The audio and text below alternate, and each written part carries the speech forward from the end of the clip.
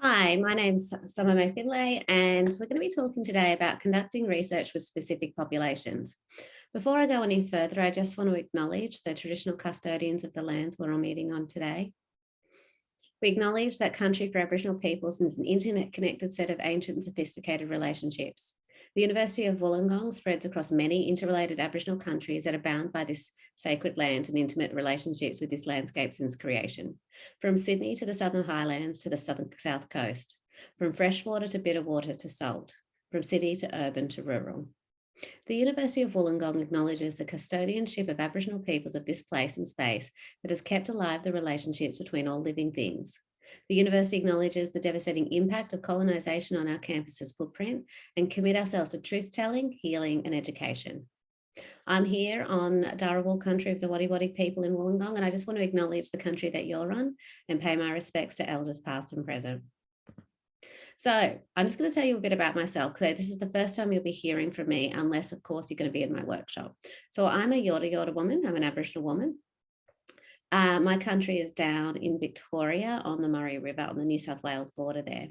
But I didn't grow up on my country. I grew up on Wabika Warramai country, which is Lake Macquarie there. So it's a beautiful lake just north of Sydney. So I just want to share with you a little bit about my family. So I have a 10-month-old daughter. This is when she was about 3 months old. So she's a little bit newer back in that one. And I come from a blended family. So my mum is Aboriginal and my dad's not. It's where I get my freckles from, is my dad's side. My two brothers there. So the brother on the left here, Kyle, who works for National Parks, and Clinton's a physio. Now, the reason why I share this is because I want you to remember when we're talking about Aboriginal and Torres Strait Islander people, this is the photos that I want you to remember. So it's really important that you understand that when we're talking about Aboriginal people, which I'll do a lot of throughout this course, because that's predominantly where my research is, I want you to make sure that you're not just thinking about the stereotypes or thinking of us in deficit. In my family, we are, many of the statistics that you will see, but we're also a lot more than the sum total of our negative statistics. So I really just want to take this opportunity to share with you and hopefully reinforce that when you're thinking about working with a variety of people, whether it's people with a disability or Aboriginal people, people from other countries, culturally and linguistically diverse peoples, that you're not just thinking about the statistics that make us up, but you're actually thinking about us as a whole person situated within our families and communities. And that's really important when you're actually developing research projects. So when you're developing your research methods and methodologies, so methods being the tools and methodologies being the theories that underpins the tools that you use, your choice of methods should be based on appropriate and logical to answer your research question, which you should start already to formulate, ethical considerations, which we're going to talk about this week, and considerations of the population being researched. So today I really want to chat to you about ethical considerations and considerations for the population being researched. Now, I want to say that when you're talking about the population being researched, it may not necessarily specifically be a population, it might be a whole of population approach, which will actually include people that may need additional considerations, like people from a culturally and linguistically diverse population, people who are Aboriginal and Torres Strait Islander, and I'll go through some of those in a minute. So matching the methods to your populations. Considerations of the population being researched are really, really important, because not everyone's the same and people have different needs. So you need to be aware of the current research on your population of interest and any particular issues that may be considered. And again, your population of interest could be whole of population, but will also include potentially people with a disability, people who do not have English as a first language, people who may have a cognitive disability or mental health issues. We can't just assume that our population is going to be perfect and have no additional considerations. Or your population may actually be a specific population, whether it's young people, people who are pregnant, older people. Also, think critically about the extent to which your research design is inclusive of the needs of of your populations. For example, literacy needs. So, if you're talking about people who might be blind, who might have be blind or have limited vision, you might need to think about actually recording, say, your participant information sheet, and so they can hear it. Where they might have cognition issues, children and young people, workers. So we need to really be thinking about how do we make sure that specific populations are firstly giving free, prior and informed consent to the research. So how do we know that they're able to consent to the research? And some of this will be covered off in the national statement, which I encourage you to read.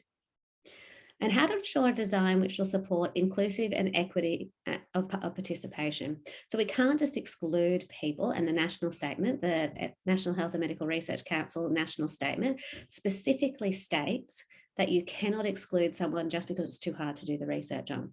So for example, if you're doing a piece of work on COVID, you can't just exclude, say, Aboriginal people because you can't make it culturally safe, or you can't just exclude people whose first language isn't English because that's not equitable participation.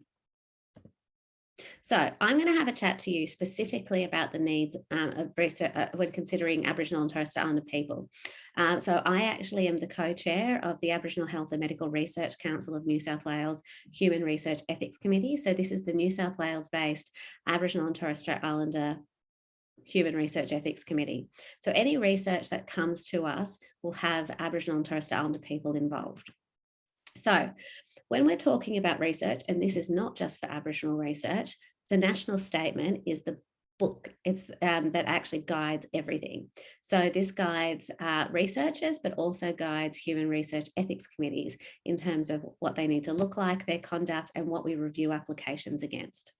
So for those that don't know, when you're actually doing research with people, human participants, or even if you're using data that is about human participants, so you might be using data from the Australian Bureau of Statistics, you need to go through a Human Research Ethics Committee that is registered with the National Health and Medical Research Council of National Health and Medical Research Council. So these guidelines set out the ethical way you conduct research. So it considers everything from how to seek consent. It talks about, well, what happens if it's a data set, say with the Australian Bureau of Statistics, which has census data, for example, and you obviously can't get consent from everyone. So you need to seek a waiver of consent from your ethics committee. What are the conditions under which that's appropriate? It'll also talk about what needs to be in your participant information sheet. It also talks about, say, what happens if someone wants to withdraw from your research.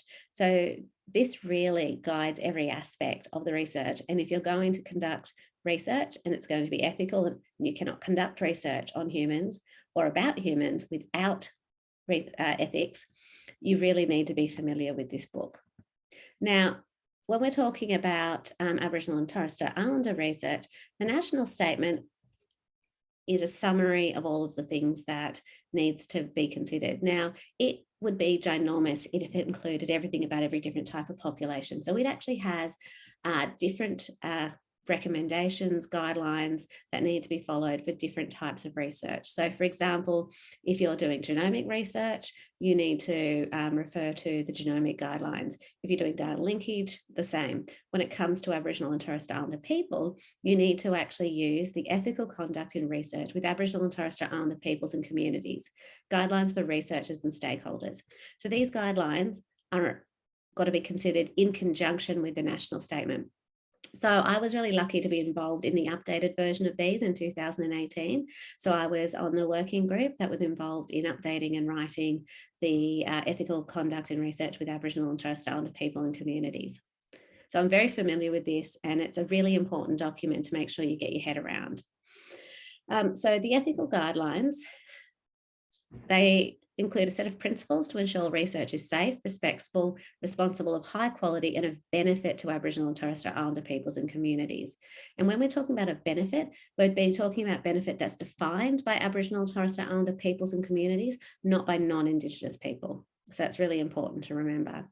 So applying these values and other ethical principles will ensure that the research is done in a way that is culturally safe, that it's done for Aboriginal and Torres Strait Islander peoples, and that the, say, data or biological samples is ethically conducted in a way, again, as defined by Aboriginal and Torres Strait Islander people. So when we're thinking about research with Aboriginal and Torres Strait Islander people, we need to be thinking about culture at the core. So one of the things I want to actually say is that Aboriginal and Torres Strait Islander people, that term is actually like saying European. So there's 250 nations across the country now known as Australia. Each of those Aboriginal nations have their own law, LORE.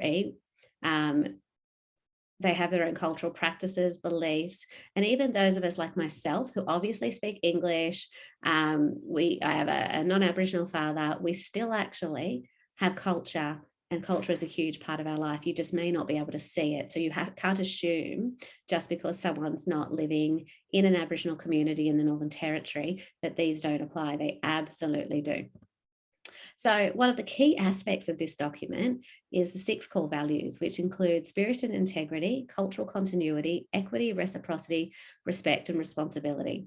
Now, how each of these are applied, these words might sound, except probably the first 2, similar to things that you understand from your cultural perspective. But what these need to be applied through is the Aboriginal and Torres Strait Islander cultural lenses. So you really need to make sure that when you're working with Aboriginal and Torres Strait Islander people, that this actually needs to be applied, and you need to make sure that Aboriginal and Torres Strait Islander people are guiding you on how to actually do this research from this perspective and including the 6 values appropriately.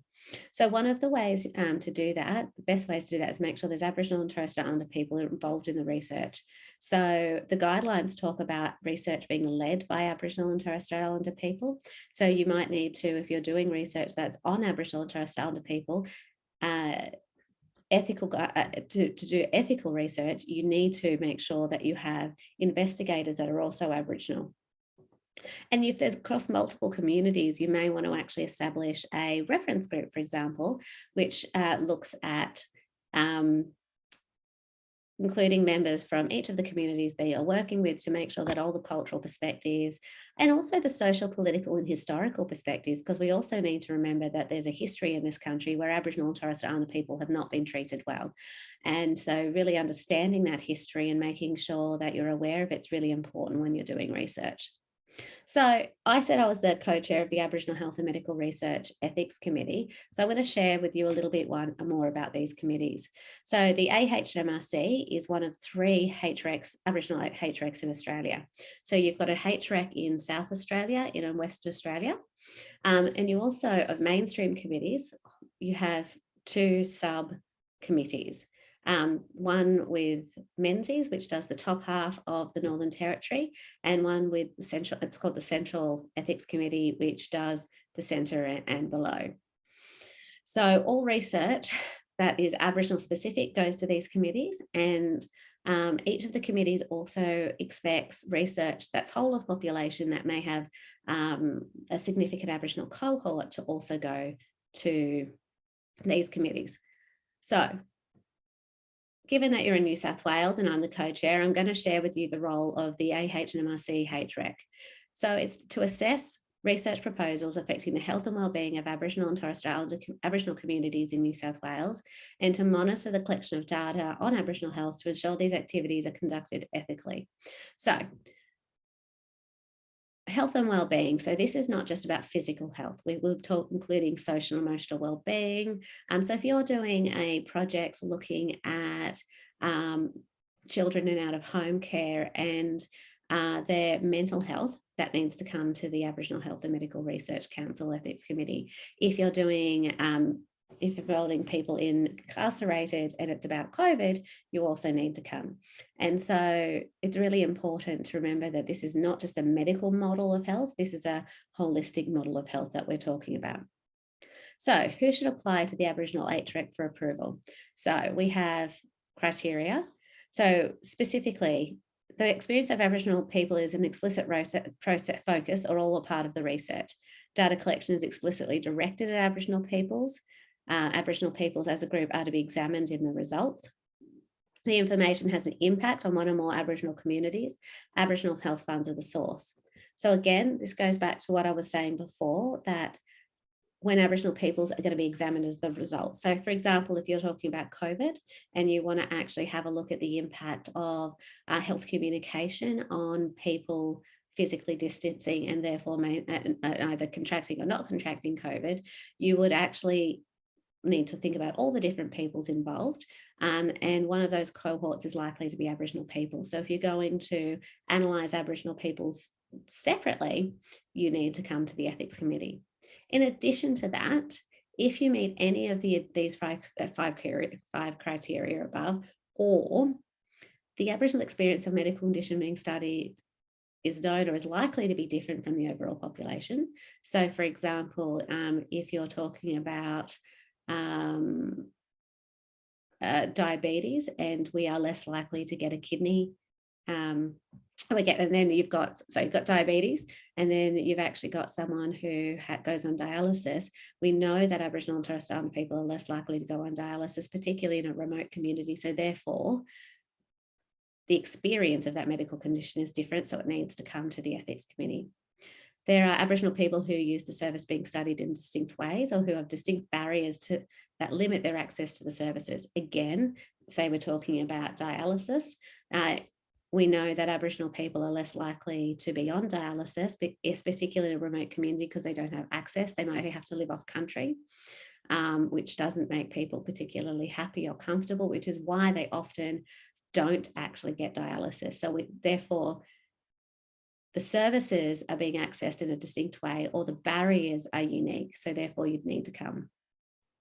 So Aboriginal people are likely or to be significantly overrepresented in the group being studied, or propose separate identity data relating to Aboriginal people at any stage of the project. So for example, if you were looking at out-of-home care, we know that I think it's about 60% of young people in out-of-home care are Aboriginal. If you're talking about youth incarceration or adult incarceration, we both know with those we're overrepresented. Again, if you're talking about diabetes, we're 4 times more likely to have diabetes. So you should actually be including Aboriginal and Torres Strait Islander people as a separate cohort in that, or analyse that data separately. And you absolutely need to come to the Aboriginal Health and Medical Research Council Ethics Committee. So you often have to go to multiple ethics committees. For example, if you do a study at University of Wollongong, we'll have to go to the University of Wollongong Ethics Committee, and then as well as the Aboriginal Health and Medical Research Committee. So you can either do those at the same time, or you could do it before or even after you've sought ethics from those other committees. So whichever way you choose to do it, that's absolutely fine.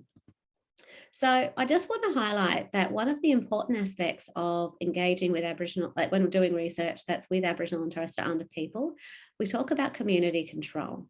So that is really about power sharing. So you've probably heard about power if you're a social worker throughout your course. And if you're working in if you're in OH&S or public health, it may not be as prevalent, but it's the idea that people who hold power, and that is usually researchers in this instance, really need to be making sure that they're consulting or engaging and making sure that they're checking and sense checking as a way of kind of balancing out that power with the population that they're studying. So when we're talking about community control in an Aboriginal context, what we're talking about is how are Aboriginal people involved in the research. So if you're working with a particular, say, Aboriginal Community Controlled Health Service, which is an Aboriginal service run by and for Aboriginal people, they're the best people to go and talk to about how to be involved. Or if it's another Aboriginal organisation, that's really important. I mean, if it's initiated by an Aboriginal community, that innately has Aboriginal community control. Really need to be making sure that if you are doing a small study, you want to have appropriate Aboriginal governance, and that might be small. So it might just be a couple of Aboriginal people involved in a reference group. If it's quite a large national-based study, you're going to need to think about how to engage people. And I would strongly suggest you would need Aboriginal people as part of the research team.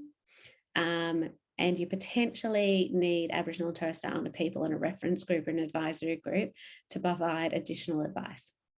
So there's not a one size fits all, because it really depends on the nature of the project.